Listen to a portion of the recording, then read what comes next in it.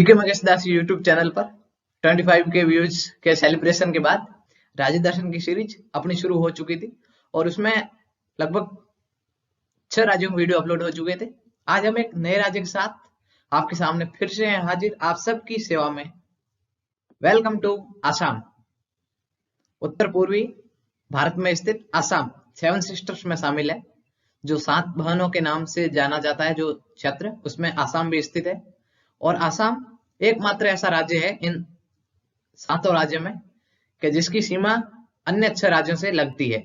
और इसके अलावा आसाम की जो बाउंड्री है वो 2 बार बांग्लादेश को टच करती है। तो ये भी एग्जाम के रिगार्डिंग काफी ज्यादा इंपॉर्टेंट क्वेश्चन है कि ऐसा कौन सा राज्य है जिसकी जो सीमा है वो अन्य सभी 6 राज्यों से लगती है, वो आसाम ही है।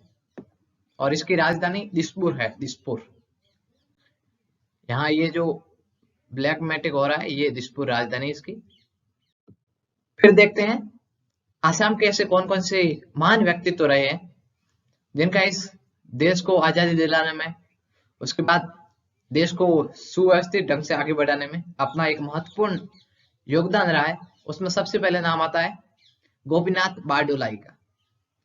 जी हाँ, गोपीनाथ बारडोलाई जी स्वतंत्रता सेनानी थे और जब भारत आजाद हुआ था तब आसाम राज्य के जो पहले मुख्यमंत्री थे वो गोपीनाथ बारडोलाई जी थे। और इन्हें आधुनिक आसाम, जो वर्तमान का जो आसाम है, उसके संस्थापक के रूप में भी जाना जाता है। उसके बाद सेकंड नंबर पर बात करते हैं सैयदा अनुरा तैमूर जी। ये आसाम की ही पहली महिला मुख्यमंत्री थी और एकमात्र महिला मुख्यमंत्री थी।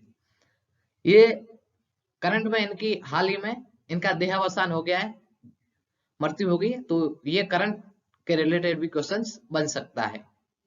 उसके बाद थर्ड नंबर पर बात करते हैं आसाम की आन बान शान भूपेन हजारिका जी। इन्हें 2019 में भारत रत्न अवार्ड से सम्मानित किया गया है और ये बहुमुखी प्रतिभा के धनी थे। इन्हें 2019 में भारत रत्न से सम्मानित किया गया। ये तीनों व्यक्तित्व आसाम के शानदार व्यक्तित्व थे और इनका योगदान भारत के लिए बहुत ज्यादा रहा था। फिर बात करते हैं कि जब भौगोलिक परिदृश्य जान लिया, उसके बाद अपन ने जान लिया कि व्यक्तित्व कौन कौन से रहे, तो उसके बाद एक मेरे टूरिस्ट दोस्त वो कहेंगे कि भाई हमें तो केवल टूरिस्ट स्पॉट घूमना है, इसके अलावा अपन को कोई मतलब नहीं है। तो उनके लिए ये है एक पहला कामाख्या माता मंदिर। कामाख्या माता मंदिर यह गुवाहाटी में पड़ता है, गुवाहाटी असम में स्थित है। और इस मंदिर की खास बात यह है कि यहाँ किसी पार्ट की पूजा नहीं होती बल्कि योनि की पूजा की जाती है। तो ये अपने आप में एक अनूठा मंदिर है और भारत का एकमात्र ऐसा मंदिर है जहां मादा योनि की पूजा की जाती है।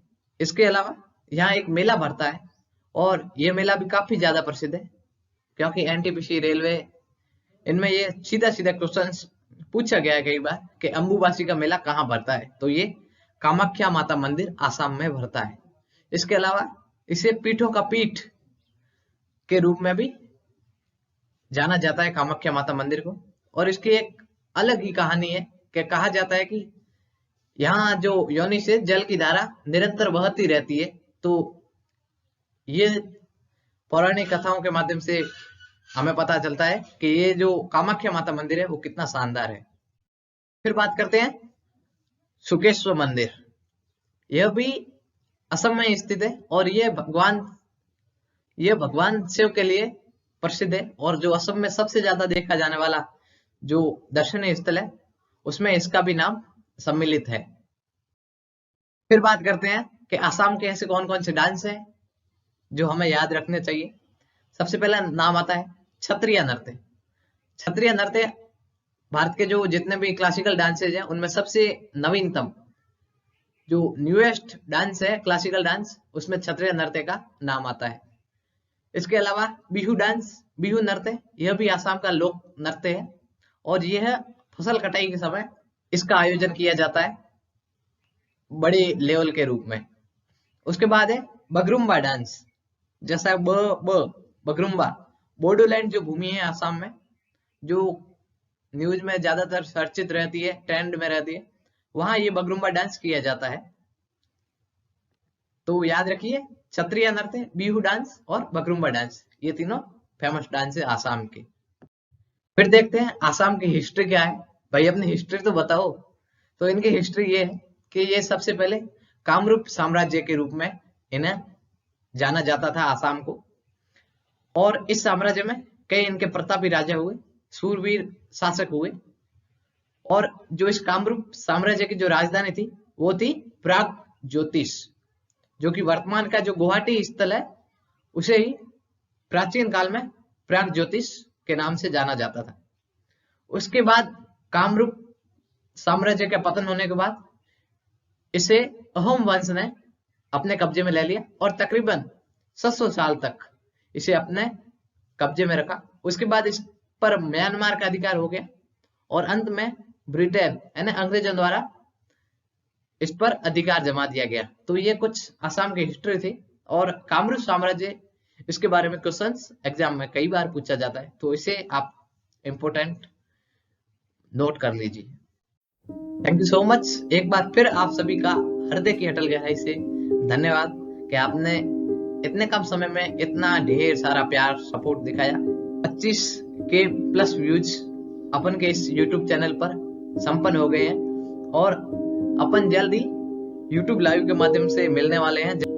मिलते हैं एक नेक्स्ट शानदार वीडियो में। तब तक के लिए अपना ख्याल रखिए, अपनों का ख्याल रखिए। बाय बाय, टेक केयर, जय हिंद, जय भारत।